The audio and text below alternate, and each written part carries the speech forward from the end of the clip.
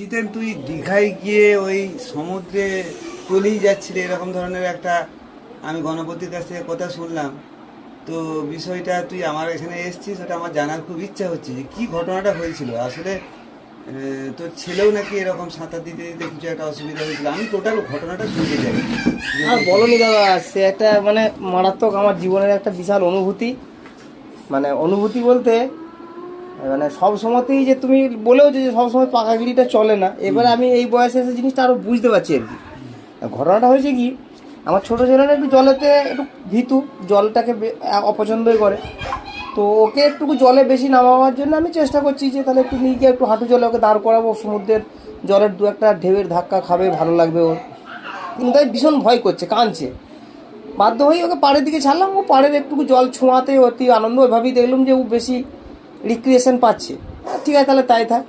দিয়ে পরে আমি তোমার বৌমাকে নিয়ে একটু জলের দিকে নামলাম। দিয়ে আমার বড় ছেলেটি তখন দেখছি একটু সমুদ্রের ভেতরের দিকেই গেছে।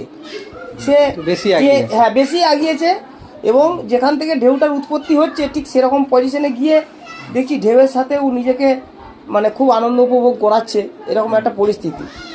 তো দিয়ে আমার মনে হলো যে তাহলে আমি একবার ওর কাছে গিয়ে যাই। তো দিয়ে আমি ওর কাছে একবার গেলামও। দিয়ে আমি বললাম, বাবু অতটা দূরে আর যাই, সেফ ডিস্টেন্সের মধ্যে তখন সেফ ডিস্টেন্সের মধ্যে আছে, ও আছে, আমরা দুজনেই গেলাম এবং আবুলও আমাদের সাথে একটু গিয়েছিল। করে চলে এলাম।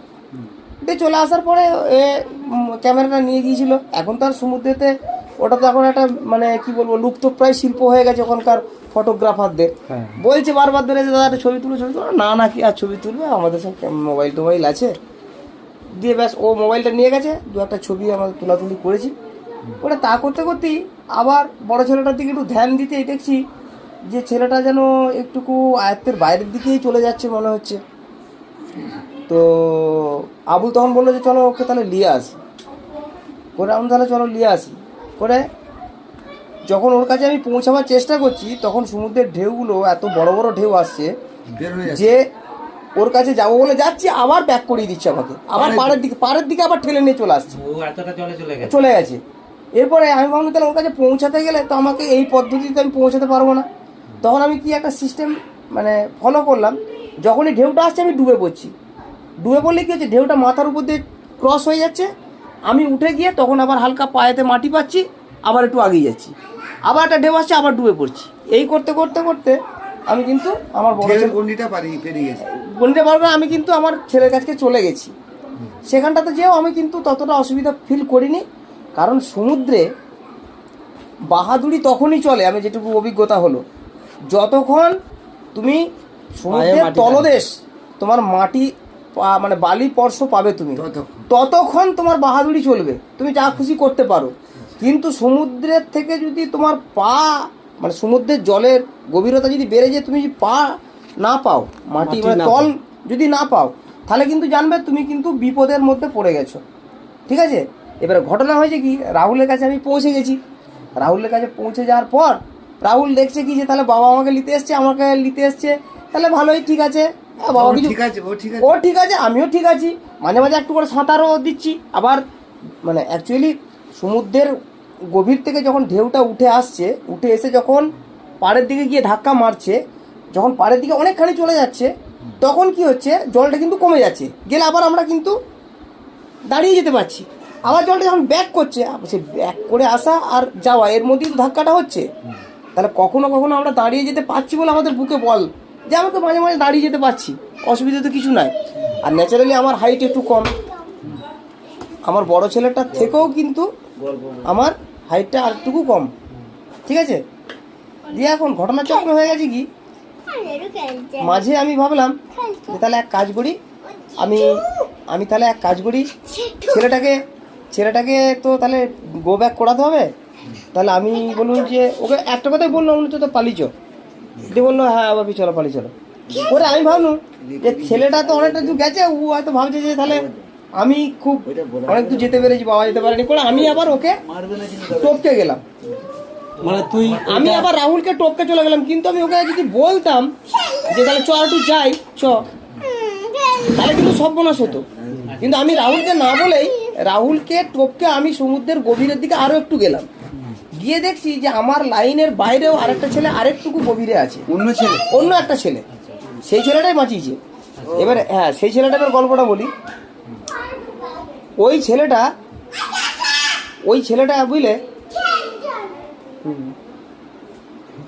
দিয়ে আমি আমার ছেলেটাকে টপকে দেওয়ার পর আমি যখন আরেকটা ছেলেকে আমি দেখতে পেয়েছি, আমি ভাবলাম যে তাহলে আমি একেও টপকে যাব, সমুদ্রের গভীরে আমি আরেকটু চলে যাব, তাহলে এরা বুঝে নেবে যে আমার উপরে আর কেউ যেতে পারেনি।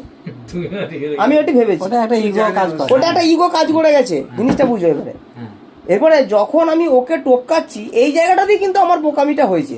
আমি যখন ওকে টপকাচ্ছি তখন কিন্তু আমি পায়ে মাটি কিন্তু পাইনি, আমি কিন্তু ওকে সাঁতরেই টপকে গেছি, সাঁতারেই আমি সমুদ্রের গভীরে ঢুকে গেছি। ঢুকে যাওয়ার পর এরপর আমার মনে হচ্ছে যে আমি অনেকক্ষণ তো মাটি পাচ্ছি না, পায়ে মাটি পাচ্ছি না। তখন কিন্তু জোয়ারের টাইম, প্রতি সেকেন্ডে কিন্তু জলস্তর কিন্তু হাইট হচ্ছে। আর কিছু রেস্কিউকারী দল যারা আছে, মানে সিভিক পুলিশ বা এই জাতীয় যারা ওই সমুদ্রের ধারে ধারে যে পুলিশগুলো মানুষজনকে অ্যাওয়ারনেস দিচ্ছে, বাঁশি হুইসেল বাজাচ্ছে, তারা কিন্তু ওখানে সমুদ্রটা কেমন যেন পছন্দ, ওখানে সমুদ্রটা ঠিক এরকম, দেখো এই পাড়টা আসছে এসে এই মানে এটা পার এসে এই সমুদ্রটা আবার ঢুকে যাচ্ছে, দিয়ে আবার এই সোজা চলে যাচ্ছে। তাহলে কি হচ্ছে, এইখানটা পাড়টা কিন্তু আবার এই ঢুকে যাচ্ছে। আমরা কিন্তু এই জায়গায় চান করতে নেমেছি, এইখানটাতে আছি, এই জায়গাটাতে আমরা নেমেছি, আর এই জায়গাটা কিন্তু পাড়টা। তাহলে কি হচ্ছে, এখানটা তো খাওয়া, আমরা কিন্তু এর লেভেলে ক্রস করে আমি কিন্তু এখানে চলে এসেছি। ও এইখানে পাথরে দাঁড়িয়ে হুইসেল বাজিয়ে হাত নাড়াচ্ছে যে ব্যাক করো। ওরা তো দেখতে পাচ্ছে যে ওরা একটা মানে জায়গা থেকে বেরিয়ে চলে গেছে, তখনই ওরা কিন্তু হুইসেল বাজাচ্ছে। ওরা বুঝে নিয়েছে যে এদের কিন্তু আর ব্যাক করার মতন ক্ষমতা থাকার কথা নয়।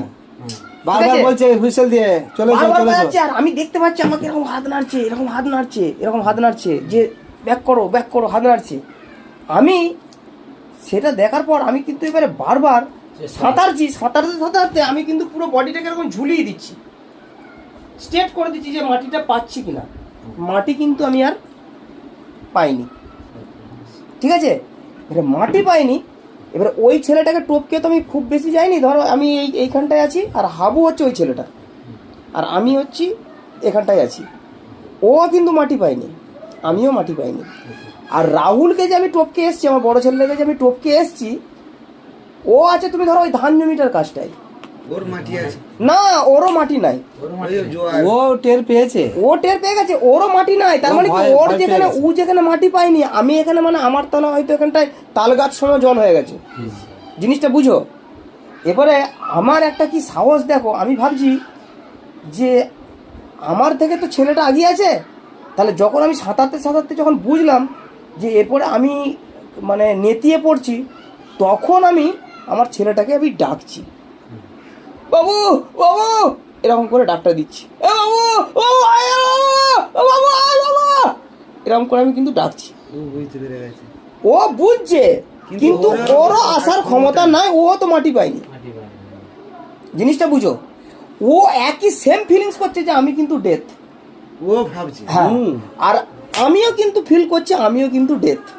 কারণ ওই সমুদ্রের আন্দোলিত জলে সাঁতারটা যে তুচ্ছ ব্যাপার। আমরা বদ্ধ জলেতে, পুকুরের জলেতে সাঁতার কাটি, 1 ঘন্টা 1.5 ঘন্টা সাঁতার কাটি, খুব আলা লাগলো, চিৎ সাঁতুর দিয়ে অনেকক্ষণ ভেসে রইলাম, আবার একটু জিরিয়ে নিয়ে আবার সাঁতার কাটলাম, ঠিক আছে। কিন্তু ওই আন্দোলিত জল, সেই আন্দোলিত জলে কিন্তু তোমার সাঁতারটা কোনো কাজে লাগে। এবার আমার কি ফিল হচ্ছে দেখাবো যে আমার মনে হচ্ছে যে আমি এতক্ষণ ধরে সাঁতার কাটলুম, আমি কিন্তু 1 ইঞ্চিও আগাতে পারিনি। তাহলে আর তো আমি যেতে পারবো না, হ্যাঁ, তাহলে আর তো আমি পারে না, আর কি করে পারে যাবো আমি 1 ইঞ্চি, বরং ফিল হচ্ছে যে আমি ক্রমশ যেন পিছন দিকে ঠিলছে, হ্যাঁ পিছন দিকে ঠিলছে। আমি কিন্তু আগাতে তো পাচ্ছি না, পিছন দিকে ঠিলছে। এরপরে ভাবছি কি যে ওকে আমি টক্কর দিয়ে এলাম, ওকে আমি এবার বলি কি করে যে আমাকে হেল্প করো, এটা আমার ইগো কাজ করছে। দেখো ওইসব, আরে আমার যা সিচুয়েশন, আমার যে অনুভূতি, সেটাই তো শেয়ার করছি। এখানে লাভের তো কোনো, আমার তো আমি বলছি আর কি যে আমার ইগোটা কিভাবে আমাদেরকে নিজেদেরকে মৃত্যু দিকে নিয়ে যায়, আমি সেটাই তো ফিল করছি। তখন আমার মনে হচ্ছে যে আমি ওকে টপকে এলাম, আবার ওর কাছে আমি হেল্প নেবো। তখন আমি ভাবছি যে আমাকে তো বাঁচতে হবে। আর দিয়ে একটা সময় ফিল হচ্ছে কি যে না, আমি তো বাঁচতে আর পারবো না। এবার আমার হাত পা জড়িয়ে যাচ্ছে, মনে হচ্ছে যেন আমি এবার তলিয়ে যাওয়ার মতন অবস্থা। জলের ধাক্কাতে নাকে মুখে জল ঢুকে যাচ্ছে, শ্বাসরোধ হয়ে আসছে। একটা সময় ফিল হলো যে আমি কিন্তু আর বাঁচতে পারবো না, আমার আর বাঁচা সম্ভব নয়, এবং আমার ছেলেটাও কিন্তু আর আমার কাছে আসছে না। আমি ভাবছি ও কেন আসছে না, আমি সেটাই ভাবছি। আমি ভাবছি যে আমার ছেলেটা কেন আমাকে রেস্কিউ করতে আসছে নি। ও তো হ্যাঁ হ্যাঁ হ্যাঁ হ্যাঁ করে, আমি ভাবছি কি যে ও তো মাটিতে এরকম করে হ্যাঁ হ্যাঁ হ্যাঁ হ্যাঁ করে যে আমাকে টেনে নিয়ে পালাবে, সেই ভরসাটা আমার তো আছে, যে কারণে তো আমি ওখানে চলে গেছি। কিন্তু ওই ভরসাটা যে ওকে করছি, ও তো ওইখানেতে জল অথল জলে, ও তো অথল জলে, জিনিসটা বুঝো।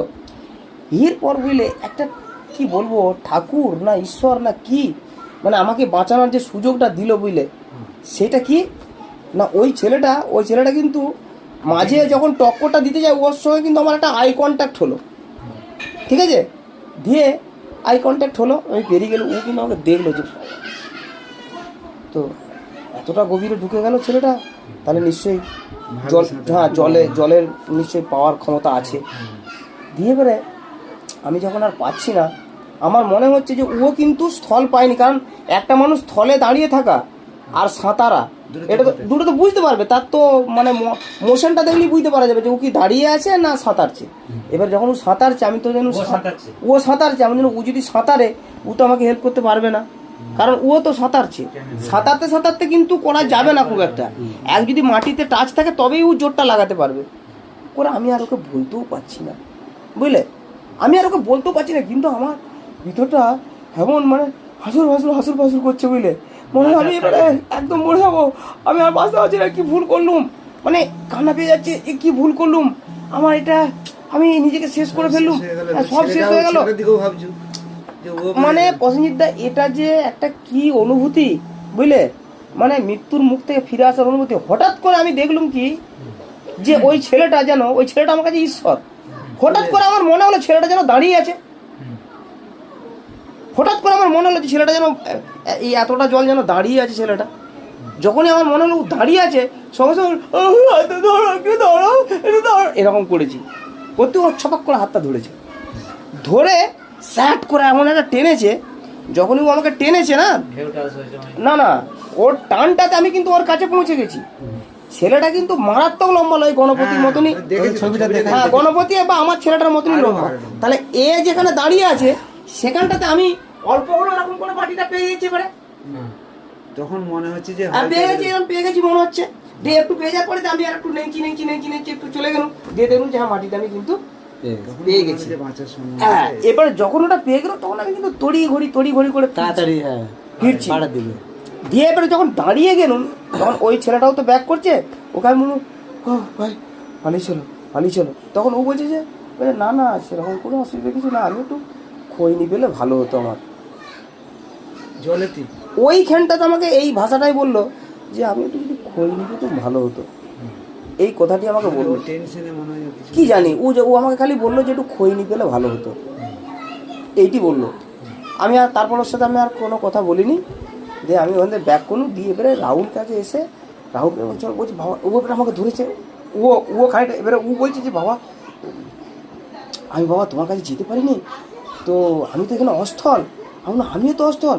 বলছে তাহলে তুই যে আমি যে গেলুম, তুই আমাকে বলছি যে আমি কি ভেবেছি জানো, আমি ভেবেছি যে আমার বাবা তো জলে তো কোনো ভয় নাই, বাবা তো গভীর সমুদ্রের দিকেও চলে যেতে পারে, আমি তো এটাই জানি। এবার আমি ভাবছি কি যে বাবা আমাকে এসে তো ঠিক বাঁচিয়ে নেবে, ও ভাবছে আমি ওকে বাঁচিয়ে নেবো, আর আমি ভাবছি ও আমাকে বাঁচিয়ে নেবে, বুঝলে। ও তো ছেলেটা না থাকলে, ওই ছেলেটা যদি ওই ছেলেটা একদম দেবদূত, হ্যাঁ দেবদূত, ওই ছেলেটা যদি আমাকে ওই 2-3 সেকেন্ডের জন্য ওই হ্যাচকা মেরে টানটা না দিত, তলিয়ে যেতিস, তাহলে কিন্তু আমার আর বেশি দরকার থাকে না, আর 30 সেকেন্ড বাদই কিন্তু আমি ছেলেটা একটু হলো স্থল পাচ্ছিল মনে হচ্ছে যেন, এখন মনে হচ্ছে যেন একটু হলো পাচ্ছিল, কারণ ওর হাইটটা তো আমার থেকে 6 ইঞ্চি হলেও বেশি, ঠিক আছে। এবার কি কখনো পাচ্ছে, কখন সমুদ্রে কি তুই ধর 1 কোমর জলে দাঁড়িয়েছিস, তো একটা ঢেউ এলো, হঠাৎ করে দেখবি তুই থল পাচ্ছি না, আবার একটু বাদে আবার পেয়ে যাবি, আবার হয়তো চলে গেল, আবার পেয়ে গেলি। তো আমি যেটুকু বুঝলুম, সমুদ্রে সাঁতারের কোনো কাজ নেই, কোনো বাহাদুরি চলবে না, ঠিক আছে। এবং মানে 1 হাঁটু 1 জাঙ্গের জলের থেকে বেশি নামা উচিত নয়।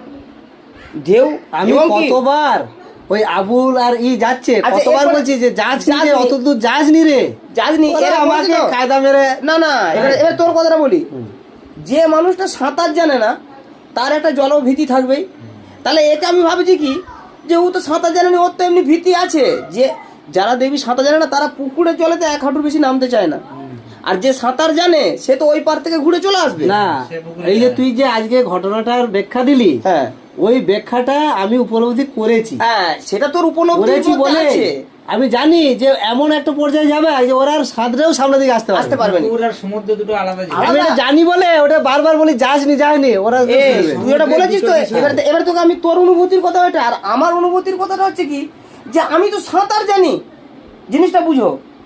আমি তো সাঁতার জানি মানে আমি যদি একটু ভেতরের দিকে চলেও যাই আমি তো সাঁতারে চলে আসবো। মানে ওই অভিজ্ঞতাটা ওর হয়নি তো, না ওই জন্যই ওইটিতেই। এরপরে আমার কি মনে হচ্ছে দেখো, যখন আমি ভেসে আছি তো ওই জায়গায় সাঁতার কাজ করে না না, যখন সমুদ্রের জলটা ধরো মানে এবার ওই জায়গাটা কিন্তু আর ঢেউটা ভাঙার আর কেস নাই, ওখানে জলটা শুধু এই হচ্ছে এই হচ্ছে তার মানে কি তুমি সাঁতারছো তোমাকে এইখানেতেই রেখে দিয়েছে, এই রেখে দিয়েছে।